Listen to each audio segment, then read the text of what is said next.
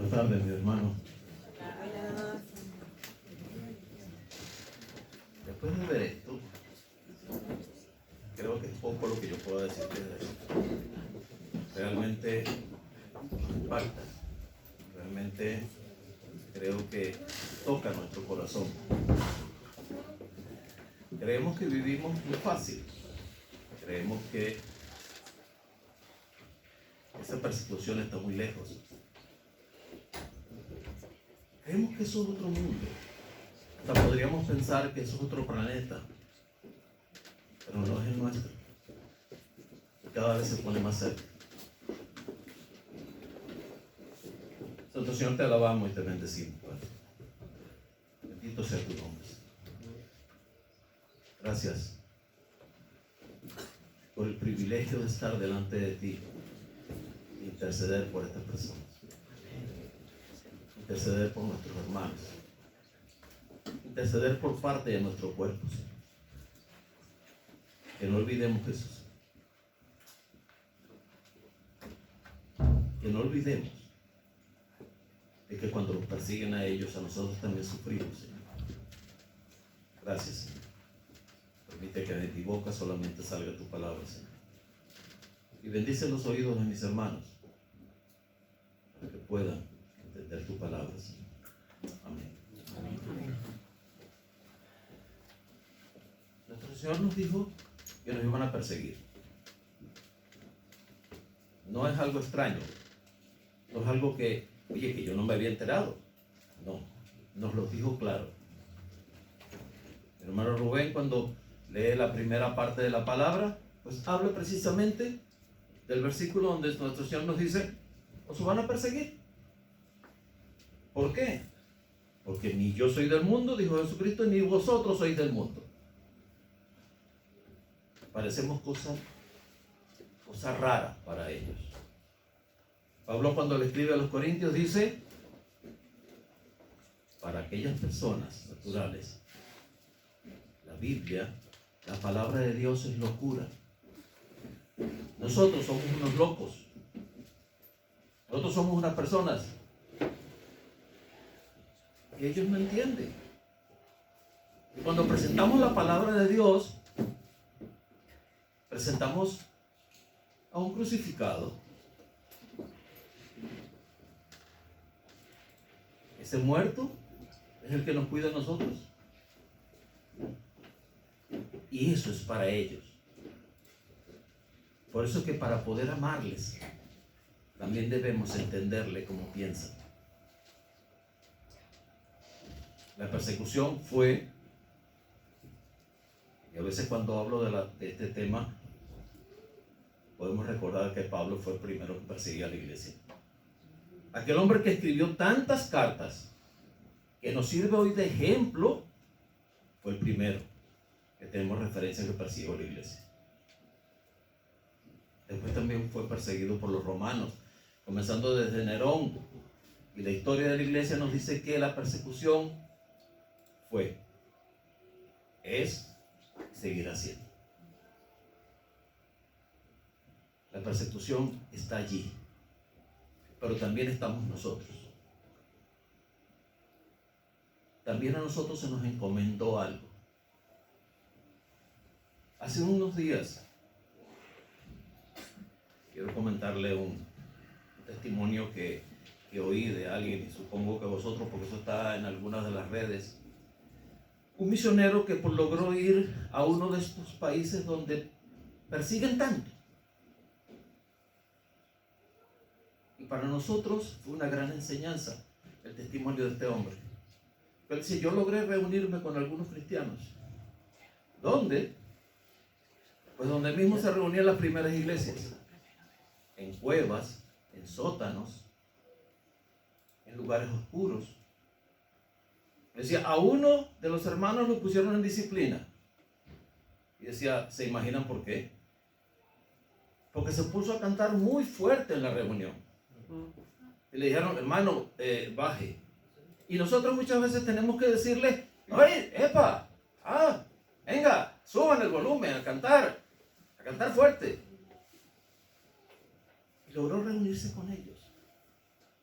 Cuando termina la reunión, él les dice, ¿y la próxima dónde va a ser? ¿Dónde va a ser la próxima reunión? Dice, lo sabemos. ¿Pero cómo que no sabéis? No, la próxima semana, en oración le pedimos al Espíritu Santo que nos guíe dónde va a ser la reunión. Los que habéis leído Hechos, ¿les parece esto extraño? Cuando Pablo pedía la dirección del Espíritu Santo para saber dónde iba a ir. No vayas a Asia, anda a Europa.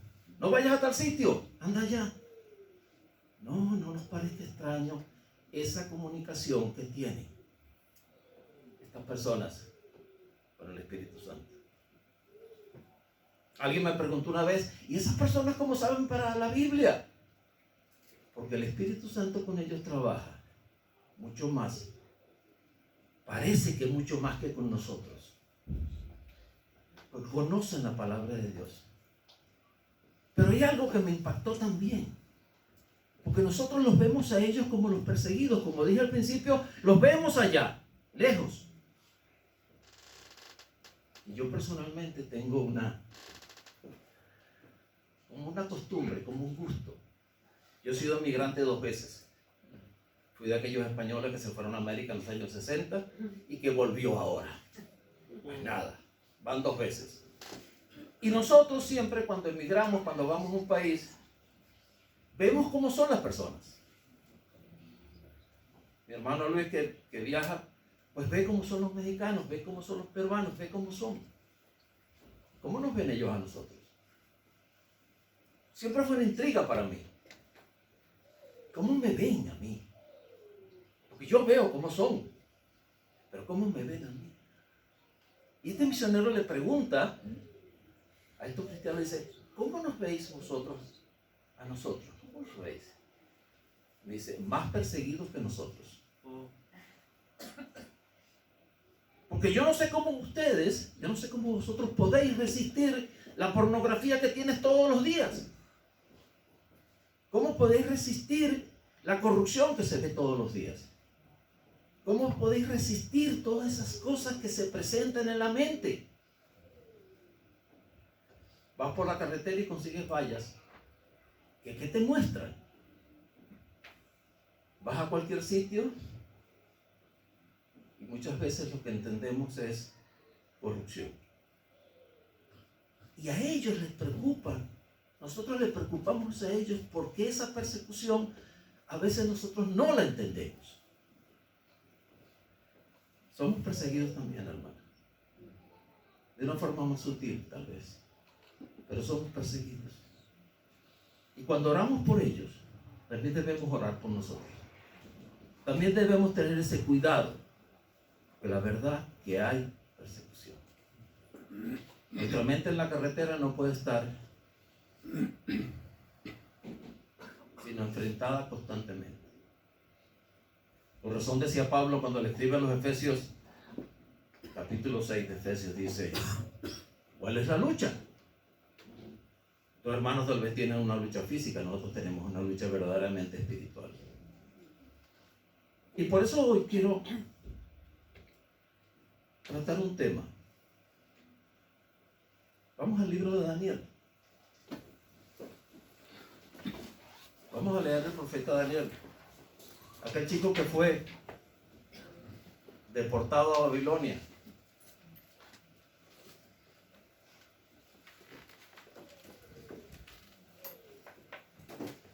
Que fue muy joven, llevado muy joven a Babilonia. Cuando estaba oyendo a mis hermanos sacanos que tuvieron que salir de Afganistán, también Daniel tuvo que salir. Fue llevado a otro lugar. Vamos a buscar el capítulo 9 de Daniel. En los primeros capítulos Daniel habla del tema con el rey, del tema de su fidelidad a Dios mostrada delante del rey. Muchas veces les pido a los jóvenes, estudien el libro de Daniel, es interesante, nos da una cantidad enorme de ejemplos de cómo comportarnos cuando tenemos presión encima. de cómo comportarnos. Hay un pasaje que dicen los otros 3 chicos amigos de Daniel, cuando los iban a tirar al foso del fuego, le dice: mi Dios puede cuidarme, mi Dios puede sacarme, pero si no lo hace, igual sigo a Dios. Capítulo 9 de Daniel. Capítulo 9 estamos hablando de un tema que nosotros buscamos mucho. ¿Recordáis las 70 semanas?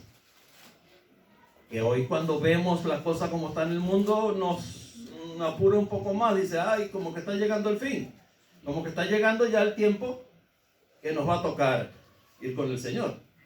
Y muchas veces buscamos a Daniel para esas profecías, pero hoy vamos a buscar a Daniel por algo más.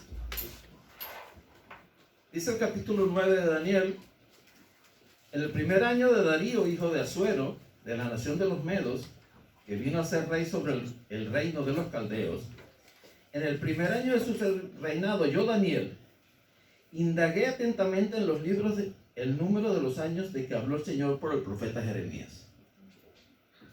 Dios profetizó a través de Jeremías que esa deportación iba a durar 70 años, en los que había de cumplirse las desolaciones de Jerusalén. 70 años. Volví mi rostro a Dios, el Señor, y lo busqué en oración y ruego, en ayuno, ropas ásperas y ceniza. ¿Cómo oramos nosotros, hermano? Hace unos días tuve una discusión matutina con el Señor, porque me levanta a orar y yo digo: hace mucho frío. Oye, ¿cómo me levanta hasta ahora? Hace mucho frío. Y no iba a encender la calefacción. Y ese frío de verdad me molestaba orar. Y cuando leo a Daniel, volví mi rostro al Dios, Señor, en oración, ruego, ayuno, ropas ásperas y ceniza. De verdad se ponía a orar delante del Señor. Oré al Señor mi Dios y confesé: ahora, Señor, Dios grande, digno de ser temido, que guardas el pacto y la misericordia con los que te aman y guardan tus mandamientos, hemos pecado. Muchas veces nosotros tenemos que reconocer que hemos pecado cuando no damos toda la ayuda posible a estos hermanos.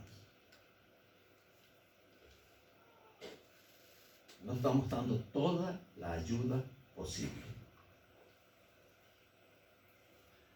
Pero este tema quiero sacar algo específico.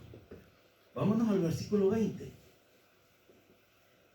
Dice Daniel: estaba yo hablando y orando, confesando mi pecado y el pecado de mi pueblo Israel, y pidiendo al Señor mi Dios por el monte santo de mi Dios. Todavía estaba yo orando cuando Gabriel, aquel a quien había visto antes en una visión, se me acercó volando ágilmente a la hora del sacrificio de la tarde.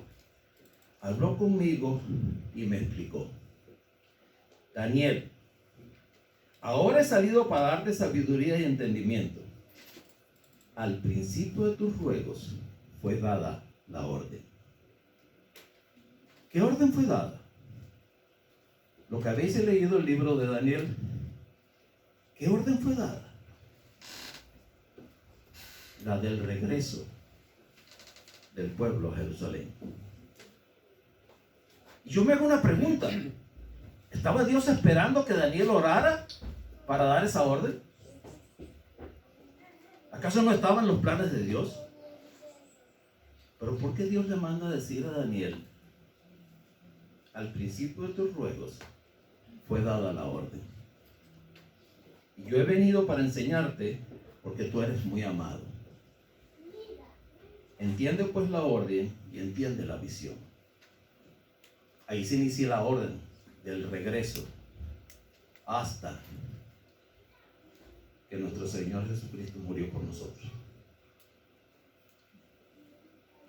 Pero hagámonos esta pregunta: ¿acaso Dios necesitaba la oración de Daniel? ¿Acaso Dios necesita la oración de todos nosotros?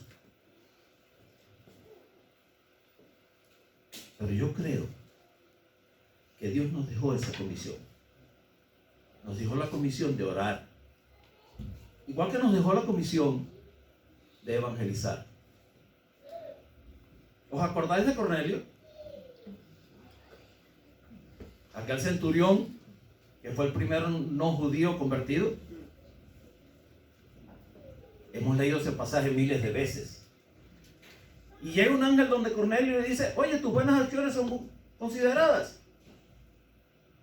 Han subido delante de Dios. Llama a Pedro, que está a 2 días de camino, para que te diga la palabra con que serás salvo tú y tu casa. Y yo, que soy más preguntón que cualquier cosa, y el ángel no le podía decir que recibiendo a Jesucristo se salva. ¿Acaso el ángel no podía decirle eso a Cornelio? Oye, hombre, recibe a Jesucristo, ya que has dado tantas limosnas, vaya. No, porque esa comisión nos la dejaron a nosotros. Esa comisión se la dejaron a los cristianos. No es el ángel que va a hablar. No es el ángel que va a predicar. No es el ángel el que va a orar. Somos nosotros.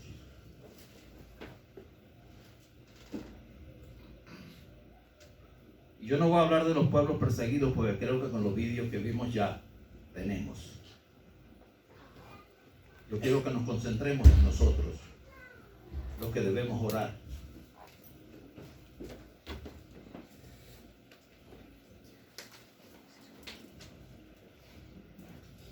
Vamos a Mateo 18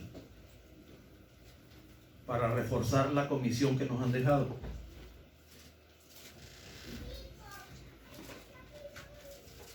Uno de los versículos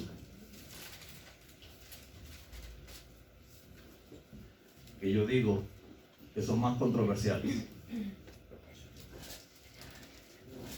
El contexto de aquí, de esta oración, está, nos dice capítulo 17, versículo 24, dice, mis hermanos, en la Biblia 2020, que la tenemos ya más cerca, dice, el título que le pone: enseñanza sobre el perdón.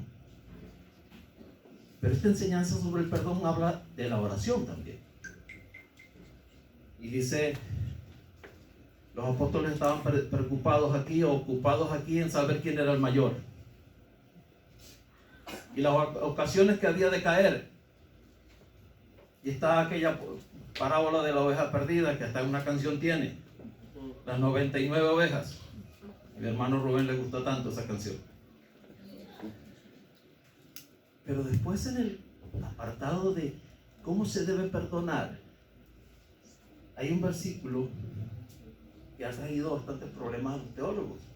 Dice: os aseguro, es el versículo 18 del capítulo 18, os aseguro que todo lo que atéis en la tierra será atado en el cielo, y todo lo que desatéis en la tierra será desatado en el cielo. Hay algunos traductores que dicen: todo lo que había, todo lo que fue atado en el cielo, lo ataréis en la tierra, dándole como prioridad a las cosas del cielo, que así lo entendemos. Pero este versículo está allí. Os aseguro que todo lo que atéis en la tierra será atado en el cielo, y todo lo que desatéis en la tierra será desatado en el cielo. Otra vez os digo, si 2 de vosotros se ponen de acuerdo en la tierra acerca de cualquier cosa que pidan, les será hecho. Les será hecho por mi Padre que está en los cielos. Porque allí donde están 2 o 3 congregados en mi nombre, yo estoy en medio. ¿Entendemos el poder que nos ha dado Dios? ¿Entendemos esto? De que al igual que con Daniel, él tenía sus planes, Dios tiene sus planes, pero le dice a Daniel: cuando comenzaste a orar, di la orden. ¿Entendemos nosotros el poder que está en nuestras manos como cristianos? ¿Entendemos la responsabilidad que tenemos como cristianos? Estamos en eso.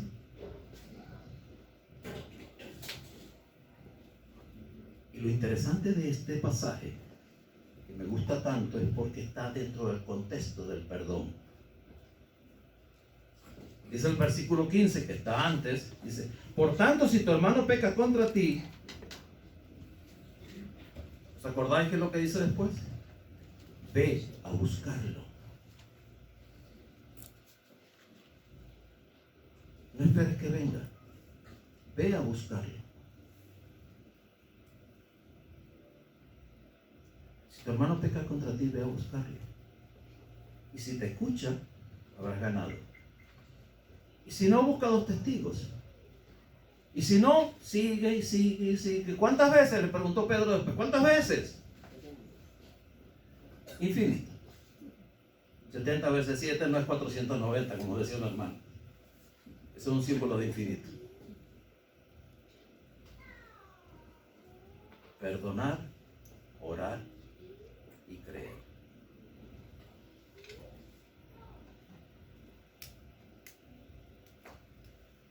Se nos dejó este poder de la oración.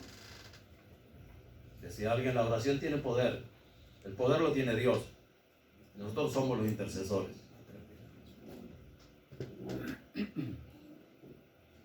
¿Por qué este pasaje? Me haría yo la pregunta. ¿Por qué este pasaje tiene en el contexto, tiene el perdón? Porque con un corazón puro debemos ir delante de Dios. Si yo no he perdonado, difícilmente voy a poder ir delante de Dios. Y si yo no amo a la persona que la que estoy orando por ella, pues difícilmente. Y otro punto: orad por vuestros enemigos, que también fue leído aquí, mi hermano. Oramos por los que son perseguidos. Oramos por los que lo persiguen. Y oramos por nosotros.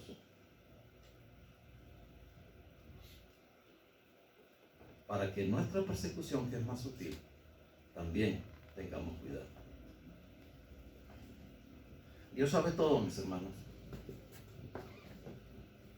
Pero también requiere nuestras oraciones con un corazón arrepentido, con un corazón perdonador y con amor por estas personas y por nosotros.